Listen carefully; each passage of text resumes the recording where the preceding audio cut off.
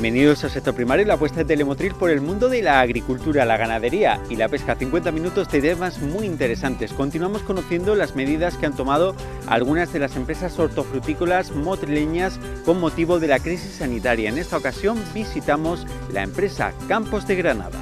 Nosotros comenzamos el 11 de marzo, ya nos reunimos por primera vez el Comité de Seguridad y Salud de la empresa. Y empezamos a plantear que existía un problema real, que en otros países muy cercanos, como por ejemplo en Italia, ya se estaban empezando a tomar unas medidas mucho más estrictas, y entonces pues empezamos a crear un protocolo para luego implantarlo en la empresa. Entonces, bueno, pues empezamos con medidas más de higiene, las poquitas que estaban ya publicadas en la página del Ministerio de Sanidad, porque al principio es verdad que había muy poca información, y bueno, pues empezamos por las medidas típicas que también se transmitieron a la población, como era pues el lavado de manos, sobre todo a la entrada de la empresa. Habilitamos una única entrada en la empresa con un punto de control para que todo el mundo que entrase pues tanto se limpiase los zapatos, se lavaran las manos, y también lo que hicimos fue escalonar los turnos y segregar el almacén, con el fin de evitar que en el caso de que hubiese un caso positivo, un caso confirmado de coronavirus, pues fuese el menor número de personas las que tuvieran un contacto estrecho con el afectado. Entonces, bueno, pues empezamos ya ese fin de semana, fue justo porque fue el 14 de marzo cuando ya se decretó el estado de alarma, y a partir de ahí pues empezamos a tener reuniones cada 2 días y a ir introduciendo las nuevas medidas, tanto por asesoría de médicos como lo que iba publicando el Ministerio, pues ir implantando, y todos esos comunicados se pasaban a todos los trabajadores de la empresa para que tuvieran conocimiento de que tenían que seguir un tipo de regla que era muy importante, porque a ver, nosotros tenemos que seguir trabajando, y al principio sí que fue un problema para muchos compañeros, ya que también por una parte estaban viendo en los medios y estaban viendo en las redes que la gente se quedara en sus casas, pero nosotros teníamos que seguir viniendo a trabajar. Entonces, pues bueno, todas las medidas que pusimos pues eran con el objetivo de que no hubiese afectado en la empresa, y en el caso, pues como ya he dicho, que hubiese gente afectada por el COVID-19, pues que hubiese el menor número de contagios posible. Comentanos algunas de esas medidas que se implementaron posteriormente.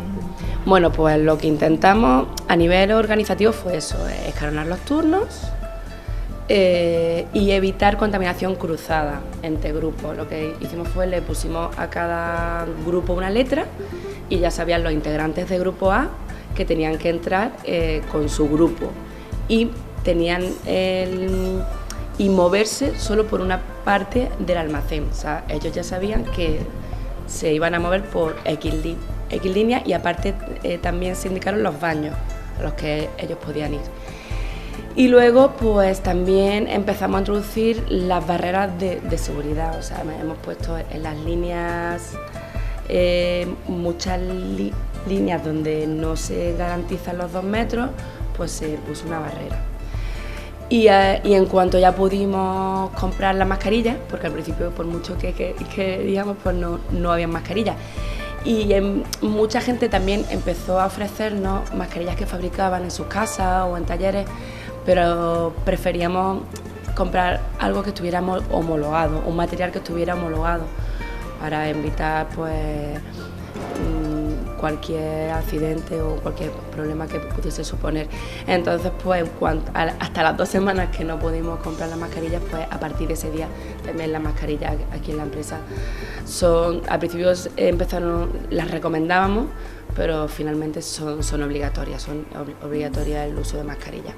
También hemos aumentado la ventilación en almacenes y por supuesto tenemos equipos que únicamente se dedican a la limpieza y desinfección del almacén. En los 3 turnos que tenemos ahora mismo hay un grupo de personas, una plantilla que es solamente para la desinfección de almacén. Me imagino que todo también complicado porque justo ha coincidido prácticamente con el pico de producción de la campaña, con el final de la campaña de invierno y con el inicio de la campaña también de primavera, y eso me imagino que ha supuesto bastante volumen de producto el que os llegaba, ¿no? Hombre, la verdad es que justo el principio, en marzo, nosotros habíamos tenido un pico de trabajo muy fuerte. De hecho, habíamos llamado a mucha gente nueva para trabajar, incluso habíamos puesto otro turno de apoyo y claro, entonces pues nos vino un poco entre la dificultad que siempre añadida el gestionar a un mayor número de personas, pues encima cambiar la forma de trabajar, pues hombre, fue una dificultad añadida a todo este proceso de cambio tan rápido, porque además es que cambiamos el almacén íntegramente en 3 días. Cambiamos todo, la forma de trabajar, el método de trabajar, los grupos también. Hombre, para los trabajadores que venían asustados, pues también era una dificultad, que muchas veces no sabían, no tomaban decisiones con esa agilidad porque no sabían si lo estaban haciendo bien, si lo estaban haciendo mal. Pero bueno, por suerte la verdad es que tenemos una plantilla, que la mayoría de la plantilla son personas que llevan con nosotros muchísimos años trabajando, las que confiamos en ellos y confían en la empresa, y ha habido una reciprocidad que lo que ha hecho es que todas las medidas que se han implantado pues hayan tenido muchísimo más impacto. Me imagino que vosotros estabais en cierto modo un poco alertados con vuestra presencia en Fruit Logística ya a finales del mes de febrero, porque fue una feria a la que muchos profesionales, muchas empresas no acudieron, y fue una feria un poco extraña. Nos lo comentabas tú precisamente por esta alerta sanitaria del COVID-19 que ya estaba en otros países, ¿no? Me imagino que eso hizo también adelantar un poco por lo que podía venir. Hombre, cuando estuvimos en Berlín, que de hecho, bueno, eso se ha escuchado en todos los sitios, que Alemania lo ha hecho muy bien porque desde el principio ya puso unas barreras contra el virus, pues sí es verdad que cuando en España todavía no se había visto ninguna medida, en Alemania ya se escuchaban, incluso, aunque bueno, fueron unas medidas muy laxas, pero cuando tú entrabas en la feria de Berlín, en Fruit Logística, pues tenías que rellenar pues sí, eso sí, tenía fiebre, si no tenía fiebre, si había estado en contacto con una persona infectada, si había estado en una zona vulnerable, que en ese caso, por ejemplo, era en Wuhan. Pero sí, pero sobre todo era porque veías la televisión y ya te lo estaban diciendo, aunque era difícil de creer. Yo precisamente me costaba creer que se fuesen a tomar medidas tan fuertes como el cerrar los colegios, cerrar los aeropuertos, pero al final esto nos ha venido a todos, y a todos creo que nos ha venido por sorpresa. Los agricultores denunciaban también hace unas semanas que durante la pandemia ha habido un pico en la demanda, es decir, la gente ha consumido más fruta y más verduras, pero que sin embargo ellos han recibido precios más bajos por sus productos. ¿Vosotros habéis detectado eso también? Bueno, nosotros, a ver, no creo que sea la hipótesis, o sea, que no es que a causa de toda esta situación los precios hayan subido o bajado, en parte también, pero sobre todo es verdad que al principio vivimos una demanda brutal. O sea, teníamos clientes que en una semana nos pidieron lo que solían pedir en un mes. Pero también eso hizo y que al principio hubiese muchos pedidos y luego se estabilizase. Pero sobre todo lo que yo creo que ha podido afectar más a los precios es porque al vivir estamos en una incertidumbre y ha afectado a todas las escalas. Entonces, sobre todo lo que hemos visto por parte de nuestros clientes es falta de planificación a medio plazo. Es decir, esa incertidumbre lo que hace al final es que a la hora de negociar, de planificar, pues sea mucho más complicado. Y al final ir un poco a la última hora a ver, pues, y a improvisar, y eso siempre a la hora de negociar los precios es mucho más complicado. Pero no sabría decirte si... También, como tú has dicho al principio, nos ha pillado en un punto de inflexión en el que es final de campaña, se mezcla producto viejo con producto nuevo de primavera y los meses de marzo, abril son siempre meses complicados a la hora de planificar con nuestros clientes. Hablamos hace tan solo unos minutos de Free Logística y Free Attraction, que es la otra feria importante a la que normalmente acudí, en esta ocasión que se celebra en octubre en Madrid. Ha anunciado que este año va a celebrar su edición de manera mixta, es decir, tanto presencial como no presencial. ¿Vosotros vais a seguir acudiendo? ¿No lo sabéis todavía? A ver, precisamente el otro día yo también asistí a un webinario que hizo Raúl Calleja, que es el director de Free Attraction. A ver, en principio nosotros seguimos yendo, ¿vale?